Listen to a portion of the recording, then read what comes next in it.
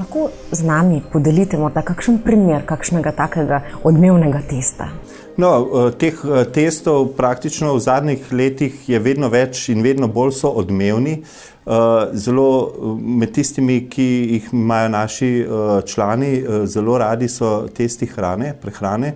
Tukaj gre za izključno lokalno testiranje, se pravi vse, kar je potrebno, pač kupimo in pa ponavadi tudi preizkusimo v Sloveniji, kdaj seveda uporabimo tudi kakšen tuj laboratorij, ampak gre za to, da so to testi, ki najbolj prizadenejo oziroma so najbolj zanimivi za ljudi, ker to so izdelki, ki jih načeloma tudi vnašamo vase in je seveda še toliko bolj pomembno, da so kakovostni. Tu smo recimo, zelo odmeven test je bil v letu 2011 test mlekomatov, pri katerem smo pač dokazali tisto, kar se ponavadi dokaže s temi testi.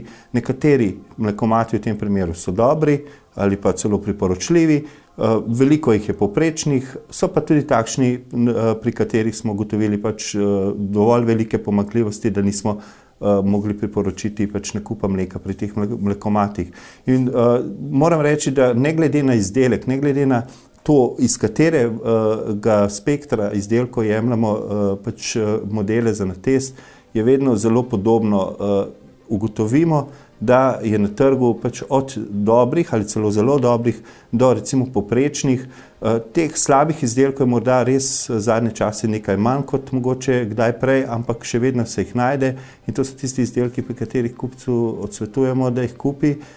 Recimo tukaj gre tudi včasih za kakšno vsebnost kemikalij ali pa kaj podobnega, recimo imeli smo test zimskih pnevmatik, pri katerih je bilo preveč kancerogenih snovi v določenih pnevmatikah in čeprav so se recimo dobro izkazale v tisti osnovni funkciji, smo seveda njihov nakup odsvetovali, ker obremenjujejo okolje več, kot je to potrebno.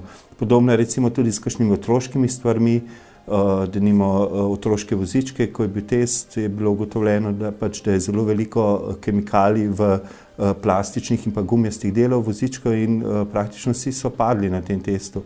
Eden od zanimivejših testov je tudi vsako leto, bom rekel, test različnih elektronskih naprav, kjer ugotavljamo recimo, da tudi tiste, ki so tehnično zelo izpopolnjene in to tudi poudarimo v testu, tu ni nobene zamere ali pa karkoli drugega, ampak hkrati je lahko padejo na preizkuse recimo uporabnosti, se pravi, da so zahtevne za uporabo ali pa celo tistih vsakdanjih preizkusih, vsakdanjem delu, če tako rečem.